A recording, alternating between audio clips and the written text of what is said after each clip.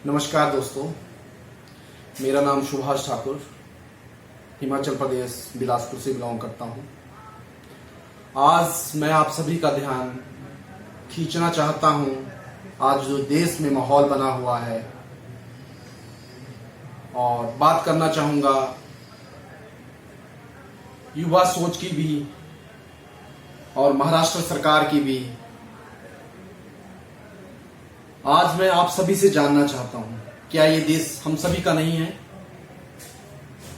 क्या हिमाचल में सिर्फ हिमाचली ही लोग काम कर सकते हैं? क्या महाराष्ट्र में सिर्फ महाराष्ट्र के लोग ही काम कर सकते हैं, या किसी और स्टेट के लोग किसी उसी स्टेट में काम कर सकते हैं? अगर इस तरह से सारे लोग सोचने लग गए तो देश में एक अराजकता का माहौल पैदा हो जाएगा। मैं कड़ी निंदा करता हूं महाराष्ट्र सरकार की, जो कह रहे हैं कि मुंबई आके देखो, हम आपको काम करने नहीं देंगे। अगर इसी तरह से हर बंदा सोचने लग गया तो सोचो क्या होगा। आज मैं कहना चाहता हूं कि मैक्सिमम जितनी भी फिल्में हैं उनकी आधा से ज्यादा शूटिंग हिमाचल प्रदेश में होती है। क्या हम उनको रोक दे आने से? इस तरह से तो काम नहीं चलेगा।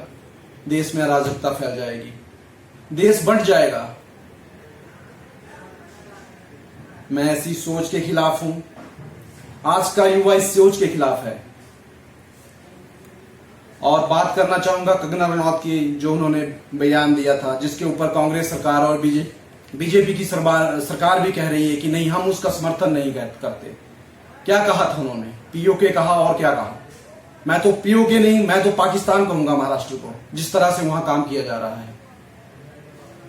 कंगना रनौत का जो लीगल मकान था उसको तोड़ दिया गया, और जो दाऊद का वहां पे भिंडी बाजार महाराष्ट्र में इलीगल प्रॉपर्टी है, जिसको सुप्रीम कोर्ट ने तक ने कह दिया है कि इसको तोड़ा जाना चाहिए, उसको तोड़ने की उनकी हिम्मत नहीं हो रही है, और तोड़ा जा रहा है। जो करोड़ों रुपए का टैक्स पे करके सरकार को दे रही है उसकी प्रॉपर्टी को। आप ही बताओ, ये ठीक है कि गलत है? आज पूरा देश कंगना के समर्थन में है। क्यों है? क्योंकि वो सच बोल रही है, सही बोल रही है। और मैं कहना चाहूंगा महाराष्ट्र सरकार से भी, उसको किसने अधिकार दे दिया कि कोर्ट की अवहेलना वो करे?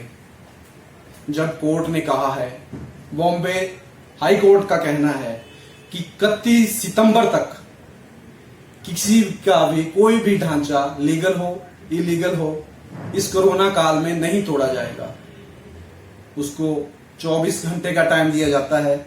उसके साथ ही मल्होत्रा करके कोई फैशन डिजाइनर है, करण जौहर का मित्र है, उसको भी नोटिस दिया गया, बट उसका मकान क्यों नहीं तोड़ा गया? सोचने का विषय है। और जिस तरह से महाराष्ट्र में काम किया जा रहा है महाराष्ट्र सरकार के द्वारा और महाराष्ट्र पुलिस के द्वारा, तो उसको अगर कंगना ने पीओके कह दिया तो क्या गलत किया? आज वहां पे जितना भी काम किया जा रहा है वो अंडरवर्ल्ड के अधीन काम किया जा रहा है। जितना भी इंडस्ट्री में काम हो रहा है, नंबर 2 का पैसा पूरा सभी फिल्मों में लग रहा है, और उसी पैसे को लीगल किया जा रहा है। ये गलत है कि सही है? आज मैं कहना चाहता हूं, मुझे दुख हो रहा है इस बात का कि बाला साहब ठाकरे, जो कि हमेशा गरीब आदमियों के साथ, हिंदुओं के साथ, मुसलमानों के साथ, या किसी भी जाति के साथ जिसके साथ भी शोषण किया जाता था, उसके साथ हमेशा खड़े रहते थे, आज उनकी वो सोच खत्म हो चुकी है। मैं मुख्यमंत्री उद्धव ठाकरे से भी कहना चाहूंगा, महाराष्ट्र के वहां जो फडणवीस है मुख्यमंत्री, पूर्व मुख्यमंत्री, जो कह रहे हैं कि हम समर्थन नहीं करते हैं उनकी इस बयान का, कि जो कह रहे हैं कि उसको पीओके क्यों कहा महाराष्ट्र को। जिस तरह से वहां काम किया जा रहा है तो पीओके कहना कोई बड़ी बात नहीं है। आज कहां है वो लोग जो कहते थे कि हमें इस देश में डर लगता है? आज तो वो कोई आज तो कोई वो बयान नहीं दे रहा है। कहां है लोग? अगर कंगना ने कहीं कुछ कह भी दिया, कहा कुछ नहीं। महाराष्ट्र किसी के बाप का नहीं है।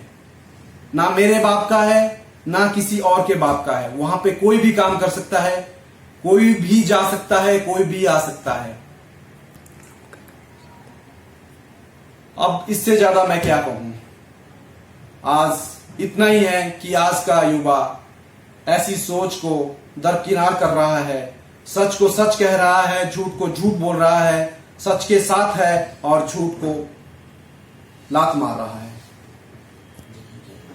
इससे ज्यादा मैं क्या कहूं। तो साथियों, आज कंगना सच कह रही है। क्या सच का साथ देना गलत बात है? मैं जानना चाहता हूं आपसे, क्या कंगना गलत है?